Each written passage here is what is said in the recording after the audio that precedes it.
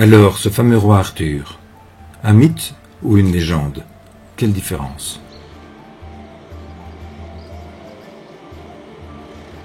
La légende se base sur une certaine réalité, des événements qui auraient pu avoir lieu, qu'on amplifie, qu'on magnifie. Le mythe, lui, est une invention de l'esprit, un récit imaginaire, rehaussé d'allégories à caractère moral. Si l'épopée de ce roi chevalier commence comme une légende, aujourd'hui, c'est un mythe.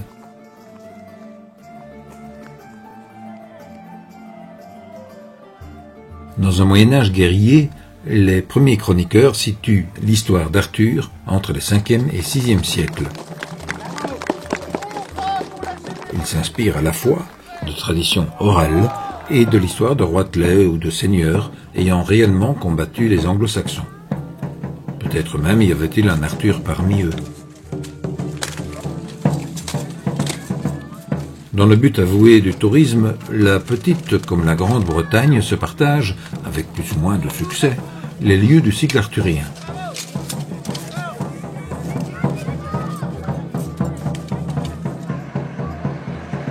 Dans l'Angleterre du Moyen-Âge, la figure du roi Arthur servira à se légitimer une descendance royale. Tour à tour, les Plantagenets et les Tudors se déclarent les héritiers de l'illustre roi. Ainsi, sous le règne de Richard Cœur de Lion, comme par miracle, une tombe est découverte dans l'abbaye de Glastonbury. Selon les moines, parrainée par le roi, elle contient les dépouilles d'Arthur et de Guenièvre.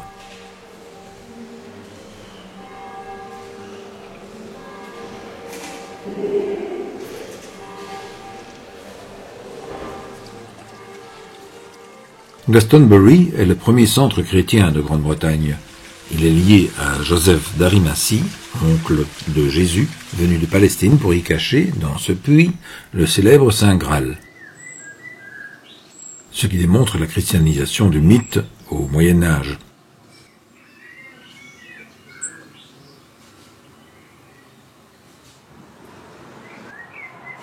Ce n'est pas tout. Après la bataille mortelle contre son fils Mordred, Arthur est emmené par sa demi-sœur Morgane, qui, je vous le rappelle, est la mère de Mordred. Elle l'enterre sur la mystérieuse île d'Avalon. Et comme on n'a peur de rien à Glastonbury, on dit que c'est ici, sous la tour. Voilà qui justifie ce pèlerinage festif au sommet de la colline du Thor.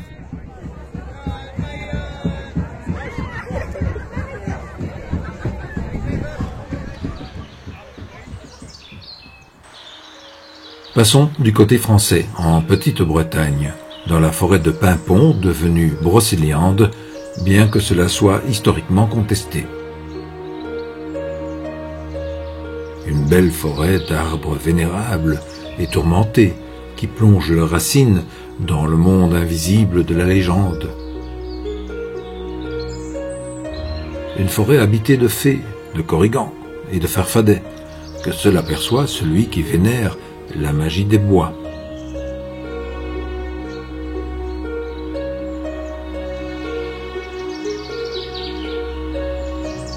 Morgane, la fée de la terre, et Viviane, la fée de l'eau, également appelée Dame du lac, ont choisi Brocéliande pour domicile.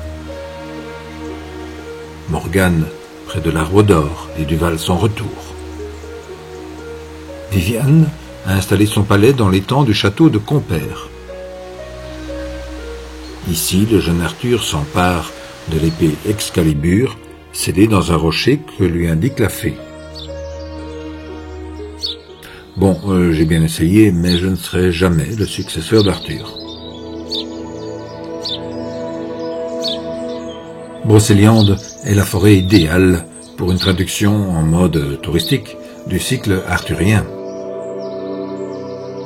Quelques lieux font référence aux épisodes de la légende. La fontaine merveilleuse de Barenton, la fontaine de Jouvence ou d'immortalité,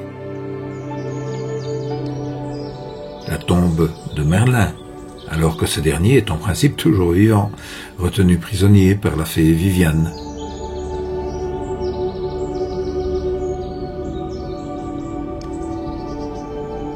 En été, au château de Compère, centre de l'imaginaire arthurien, on fait revivre la légende d'Arthur au cours de ballades contées.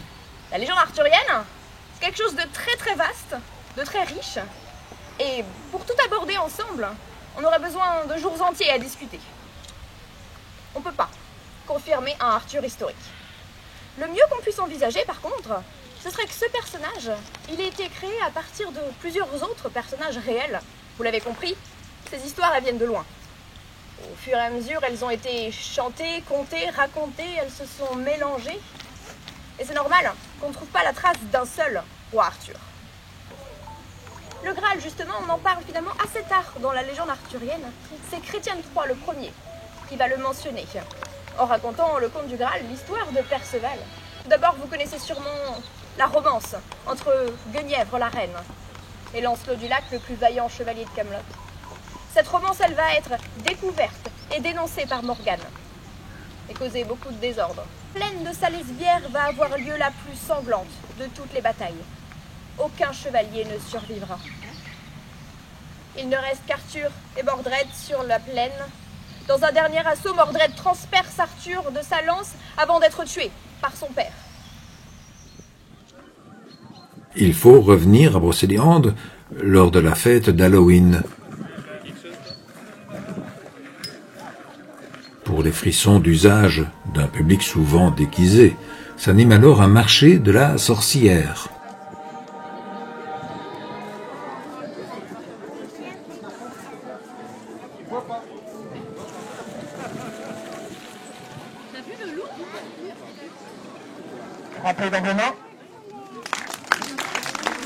Sous le chêne de Merlin débute une cérémonie funèbre, la messe noire des Macrales, suivie du sabbat des Maccabées.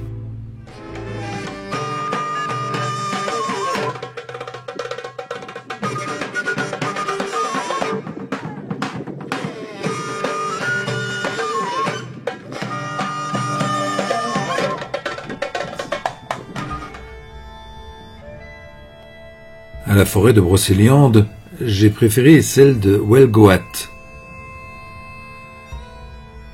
Un infernal cafouillis de racines enchevêtrées, de mousse envahissante, de blocs de granit balancés là, paraît-il, par Gargantua. Eh oui, en Bretagne, le fantastique existe vraiment, mais il ne s'explique que par une légende.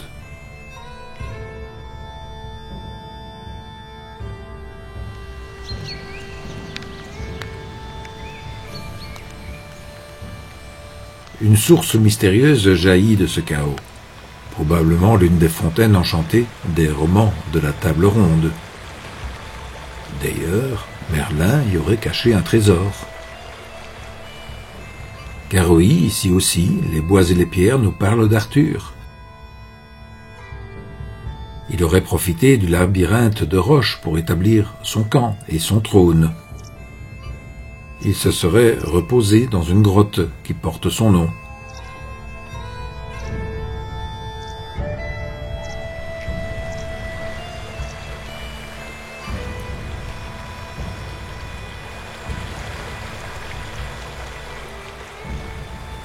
Mais où donc se cache la cour du roi Arthur, ce fameux château de Camelot? On n'en a aucune idée. Mais je me plais à imaginer un château comme celui-ci, le Old Sarum. Entouré d'un large fossé, il domine la région par sa position stratégique à une portée de flèche de Salisbury, ville supposée être Camlann, qui a vu la dernière bataille d'Arthur.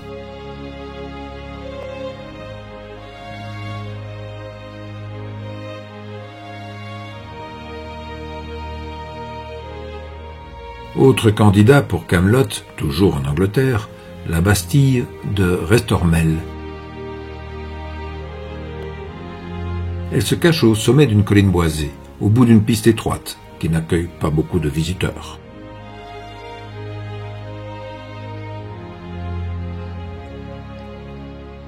Sa structure parfaitement circulaire, également entourée d'un fossé, date du XIIIe siècle. Elle donne l'illusion d'un appareil défensif très performant. toujours debout tel un énorme donjon, Restormel est le château fort idéal pour abriter la légende de la table ronde.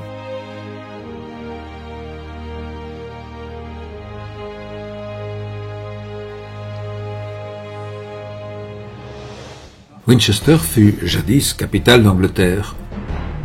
Une charmante ville de province aujourd'hui, réputée pour sa cathédrale et ses rues moyenâgeuses.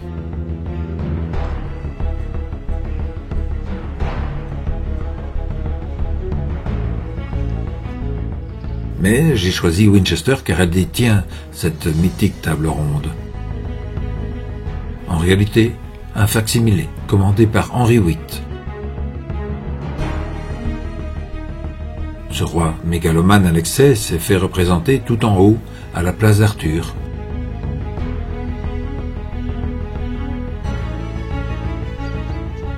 L'Angleterre et la France veulent tous deux avoir la table ronde chez eux. À Néant-sur-Yvel, village de Brocéliande, un projet de sculpture prend forme. À mon premier passage, le roi Arthur se trouvait bien seul. Depuis, 2 autres chevaliers ont pris place, son frère adoptif Queux et son neveu Gauvin. Un 3e, Perceval, est en route.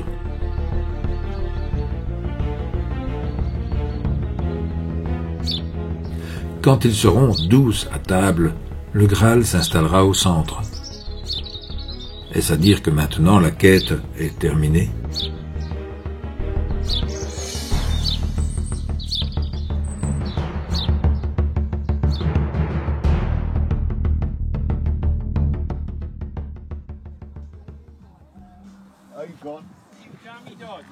Depuis des siècles, un événement attire des milliers de personnes. Les gens ne se connaissent pas, mais ils s'offrent le thé. Ils bavardent, contents d'être là.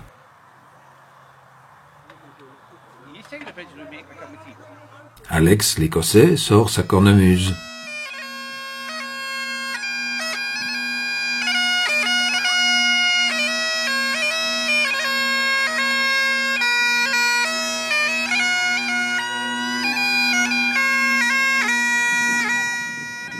Pour passer la nuit, un cantonnement routier rudimentaire. Nous sommes au solstice d'été, le jour le plus long et donc la nuit la plus courte. Pour nombre de druides d'Angleterre, cet événement met en harmonie l'humain et le cycle de la nature.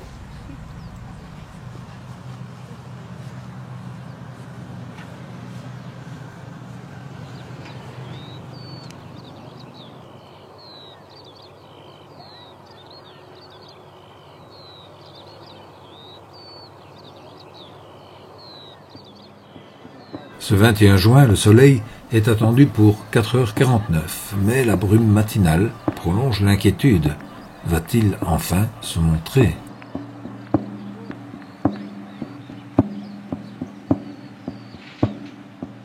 Les chants, les flûtes, les tambours invitent le soleil à offrir son énergie renouvelée.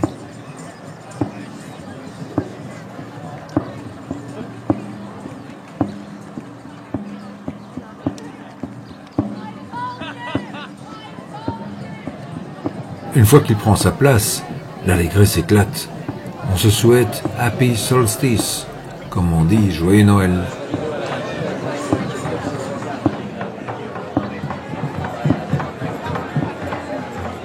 En ce moment, Stonehenge redevient un temple. Peut-être est-il bon que cohabitent mythologie et archéologie.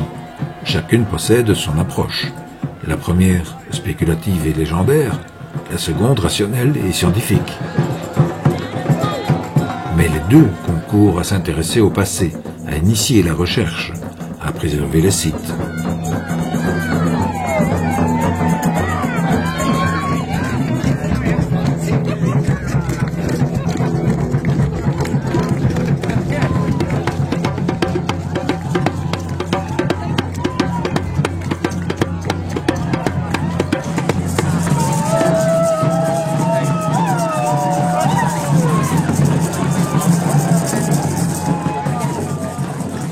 Les hypothèse de l'observation des solstices se précise, surtout le coucher de soleil au solstice d'hiver, juste avant la nuit la plus longue. Et c'était le rôle des devins, des chamans et des druides que d'inverser la marche du soleil. À l'aide de cercles ou d'alignements, ils prédisaient les moments favorables ou redoutés.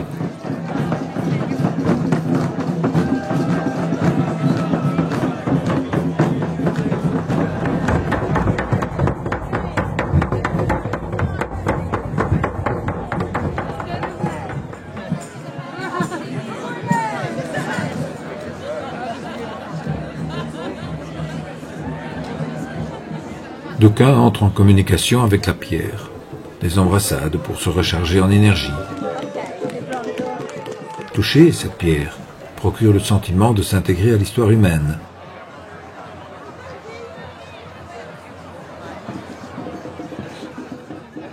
Les rituels adaptés d'une tradition incertaine célèbrent les 4 horizons, la vitalité du Père Soleil et la fertilité de la Mère Terre. Des cérémonies qui s'accordent avec le chamanisme et les philosophies des peuples premiers. Dans les Andes du Pérou et de Bolivie, l'Inti Raymi était la célébration du dieu soleil, une fête annuelle primordiale de l'Empire Inca. À cette même date de juin, les Quechua, immigrés en Angleterre, viennent honorer ici ce premier soleil selon leurs coutumes.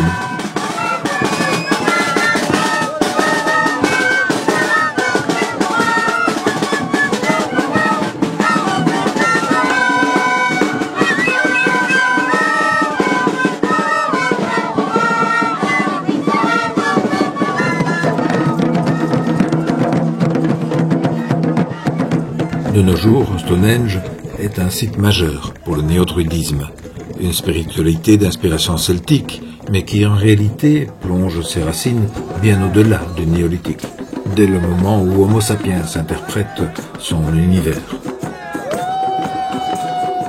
Probablement déjà lorsqu'il dessine sa réalité sur les parois des grottes comme Lascaux ou Chauvet.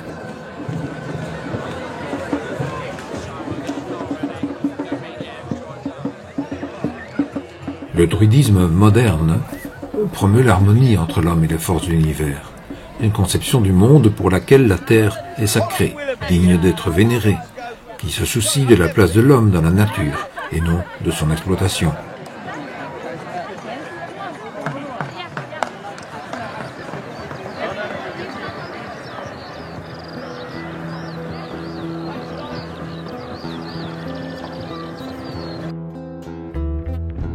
Couvertes de pinèdes et de landes, de schistes affleurants et de granit, les monts d'Arrée sont au cœur même des traditions et des croyances bretonnes.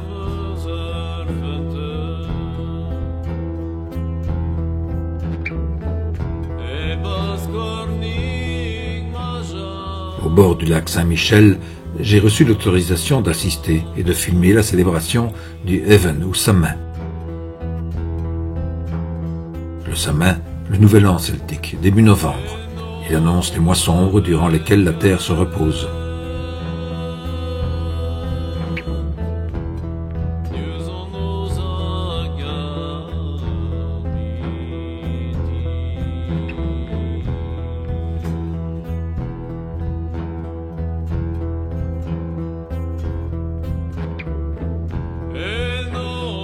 Réunis entre l'eau et la forêt, 2 éléments favorables à cette célébration. Les druides se répartissent en novates, tunique verte, bardes, tunique bleue, et druides proprement dit en blanc.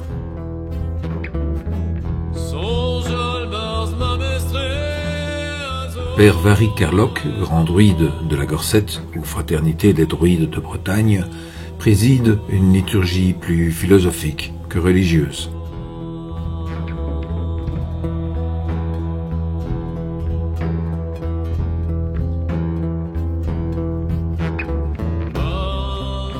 La Gorsette réunit des femmes et des hommes qui développent leurs réflexions dans 3 directions, la fraternité, la spiritualité et la nationalité. Bretonne, cela va de soi. Aujourd'hui, d'inspiration franc-maçonne, Le druidisme est une communauté de pensée. Il s'appuie sur la croyance celtique que la nature contient sa propre divinité.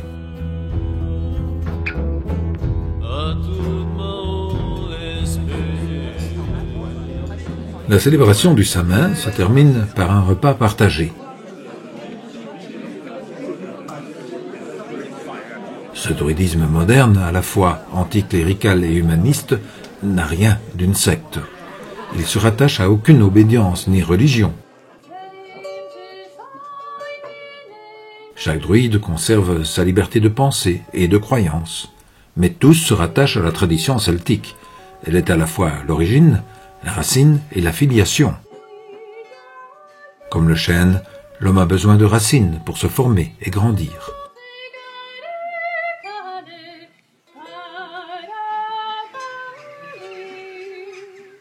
La religion chrétienne ne s'y est pas trompée. Elle s'est vite imposée sur les traditions et les lieux de culte anciens.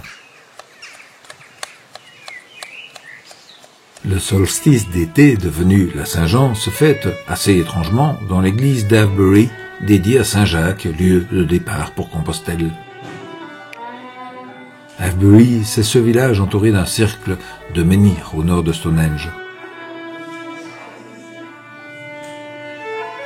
Devant l'autel, les offrandes agricoles jonchent le sol, et la très dynamique pasteur de Saint-Jacques invite quelques musiques celtiques à la fête.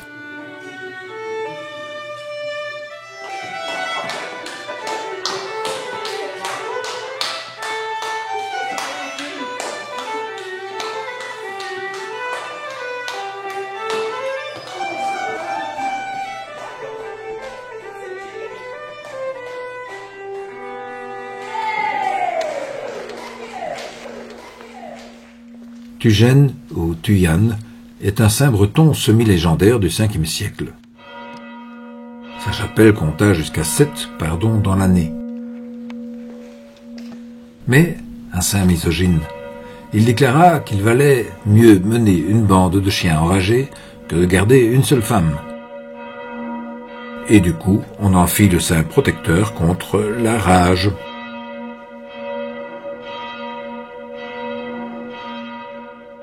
Dire, oui, donc les gens, tous les clochers ont été électrifiés dans les années 50-60. Et une chapelle comme ça, c'est resté en manuel, quoi. Alors les cloches ici sont plus grosses que... La plus petite est plus grosse que l'église de Primelin. Donc la plus grosse fait 450 kilos. Donc il y a quelqu'un qui était assez âgé qui nous a réappris à faire ça. Donc... depuis 2-3 ans, on est quelques-uns de temps en temps. Moi, je suis en vacances. Quand j'ai le temps, je viens de sonner. À midi pétante. Taillé. Et ça, c'est un ancien dolmen, ça. Qui avait déjà été retaillé. Les pierres se resserrent un peu. Pas loin des monts d'Arrée se trouve la vallée des Saints. Un projet un peu dingue de statuifier 1000 saints bretons, par ailleurs fort peu reconnus par Rome. Beaucoup ne furent que de simples druides défroqués. Ce clergé celtique transposa ses cultes païens dans la liturgie chrétienne.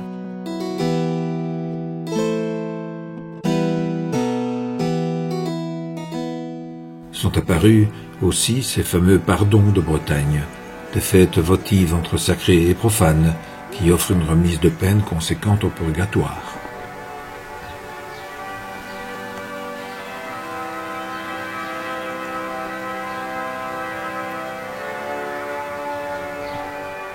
Dès le XVIe siècle, les paroissiens fortunés exigeaient d'être enterrés à l'intérieur de l'église, les nobles dans le chœur, les seigneurs dans la chapelle et les nantis sous la dalle de la nef. Mais évidemment, la place vint à manquer. Le cimetière se développa dans la cour. On y ajouta un calvaire et un ossuaire. Voilà l'origine de l'enclos paroissial.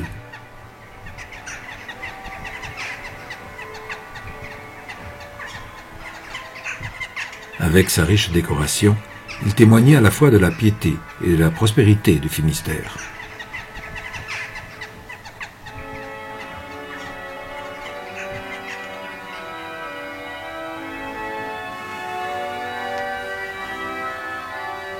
j'y ai déniché l'Ankou, le serviteur de la mort, un survivant, si on peut dire, de l'héritage celtique, lié au passage du jour à la nuit et au cycle des saisons.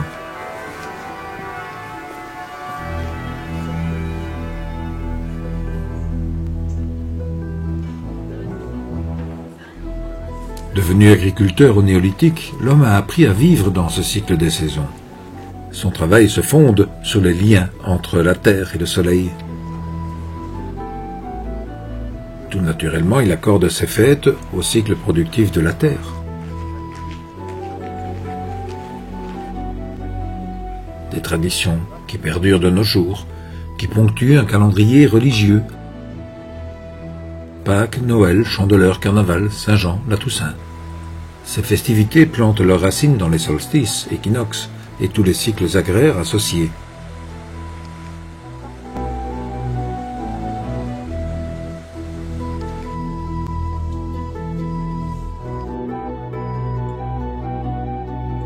Les pouvoirs, politiques ou religieux, ont de tout temps scénarisé la fête, avec un double but, divertir et dominer le peuple. Par l'humour et la dérision, la fête autorise d'exprimer l'espoir et l'amertume. Une hygiène sociale pour éviter contestation et révolte, une soupape de sécurité.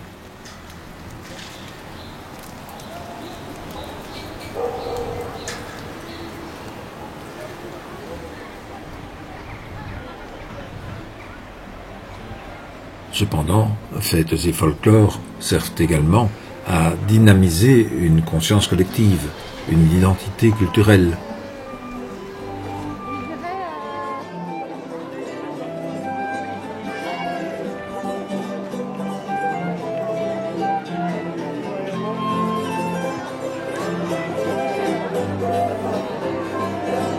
When I see a young kid sailing ship, Davy Crockett, he's a man. And he builds because he got a big after, and Mrs. is a booty man. So crazy where my young son love, and when night it will be.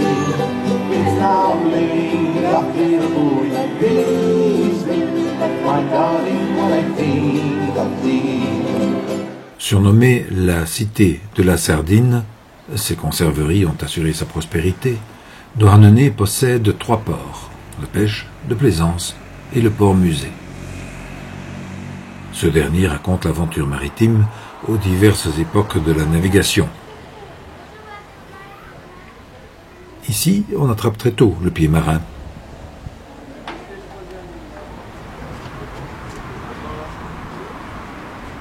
De plus, Douarnenez propose le plus curieux des carnavals bretons, appelés les gras. Pourquoi les gras? Parce qu'au Mardi Gras, on peut encore manger gras. Mais après, c'est le carême, on mange maigre. 2 étapes originales dans ce carnaval. D'abord, l'intronisation du Den Paulig, le pauvre homme, en fait le roi du carnaval. Cette fois, l'épouvantail le représente avec un look très british d'Élisabeth II. Je précise que c'était avant son décès.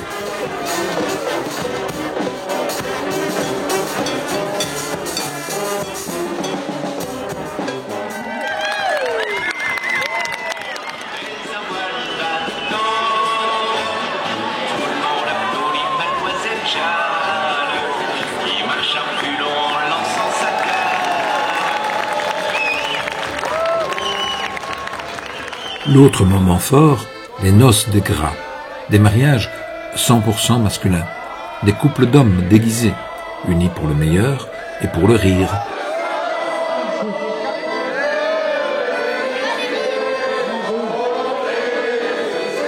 Belle Sardine, concitoyens, concitoyennes, moi, Jojo Potvin, en charge de trouver des hôtels de luxe dans des pays paradisiaques, l'Afghanistan, le Kosovo, le Mali.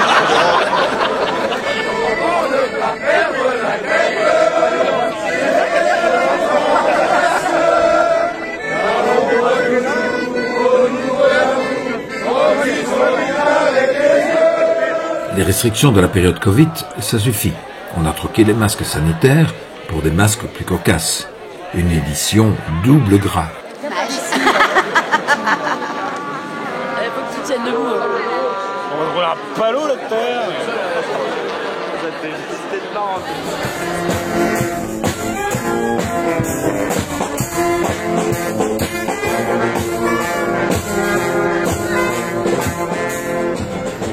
Je vous garantis que les chants des bonnes sœurs sont très peu catholiques.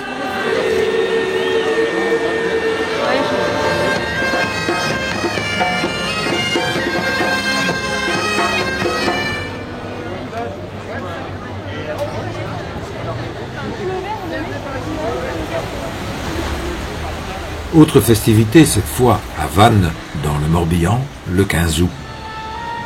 Sous les remparts, le festival d'Arvor valorise la culture bretonne et le patrimoine du Morbihan. Le mot Arvor ou Armor signifie le rivage, le littoral. Il s'oppose à l'argoat, qui est le bocage, le terre boisé, l'intérieur du pays.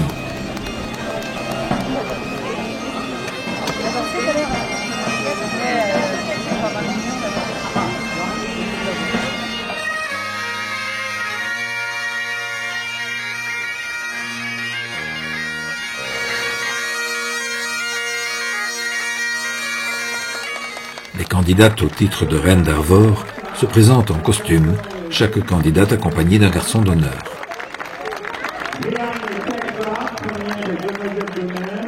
Un jury note l'élégance et l'authenticité du costume de la jeune fille, mais aussi ses connaissances de la culture bretonne.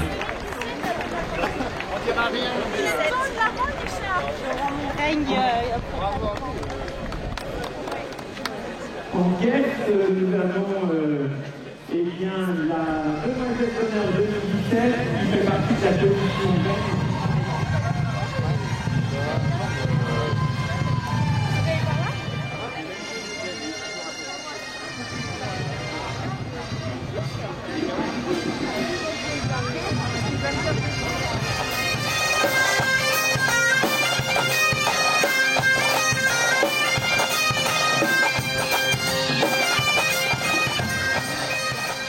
Les étendards défilent entre les bagades de bombardes et de biniou qui s'inspirent des cornemuses écossaises.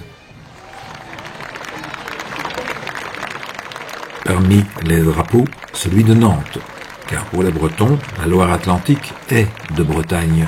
5 départements au total et non 4 comme l'imposent les technocrates de Paris. Ce folklore renforce l'esprit communautaire. Il réactive l'identité culturelle, la fidélité au terroir. Autant dire que le gène de l'autonomie n'a pas vraiment disparu. Le festival interceltique de Lorient, que je n'ai pas eu l'occasion de voir, poursuit un but similaire, rassembler les nations qui se revendiquent d'un héritage celtique.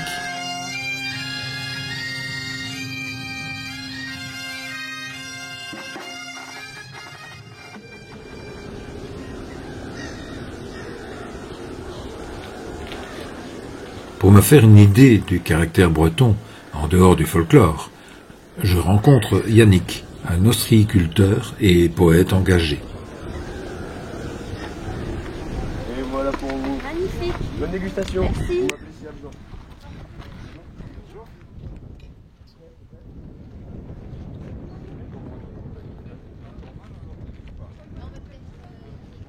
Si l'âme n'est pas en supplément, elle est le fondement. Ah, j'avais mieux écrit ça là, pour la prochaine fois, mais là je vais dire. La Bretagne, c'est d'abord une âme. Deuxièmement, c'est une histoire, puisque la Bretagne a 1000 ans de plus que la France en tant que nation. Troisièmement, c'est une langue qui a évolué au fur et à mesure du temps, qui est en péril. Et quatrièmement, c'est une terre. C'est que ici, on vient encore nous traiter de... On m'a traité une fois, ici c'est la superstition, ou vous c'est les brigands. Ah, je dis, il ne faudra pas revenir 2 fois me dire ça. Pour moi, la légitimité, elle est toujours 200 ans après du côté de ceux à qui on a voulu imposer des déesses d'échafaud, enfin des idoles, le culte des idoles, la déesse raison, l'être suprême, je ne sais pas où ils ont été les chercher. Et 200 ans après, je vous dirais, la République, elle ferait bien de faire son mea culpa. Alors, êtes-vous encore vivant, chouan de mon pays? Êtes-vous encore vivant, chouan du Morbihan? Et la dernière phrase, la France vous attend, chouan du Morbihan.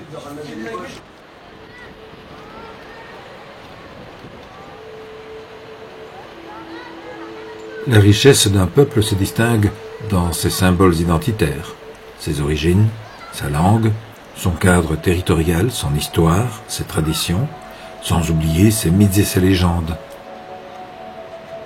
Il s'agit ici de racines, d'identité. De toutes les régions de France, la Bretagne est certainement la plus cohérente à cet égard. Noyés dans un esprit anglo-saxon, les Cornouailles d'Angleterre ne peuvent en dire autant, même si Londres reconnaît un statut de minorité nationale aux habitants, les Corniques.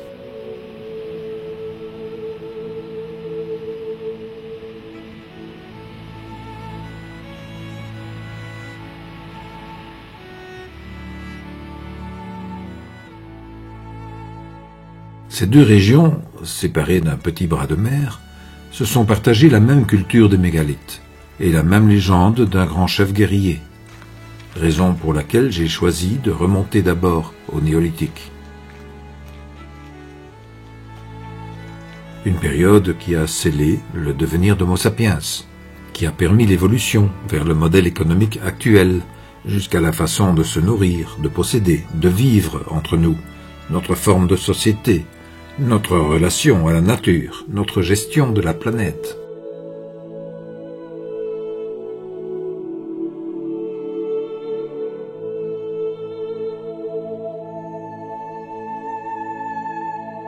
Voulus par l'homme, ces mégalithes ancestraux, où tout a commencé, m'inspirent bien plus que n'importe quelle légende. Sous un ciel de lune ou un soleil naissant, je ressens les pulsations de la terre et de la nature, cette énergie primordiale que les hommes du néolithique, à leur manière, ont réussi à exprimer.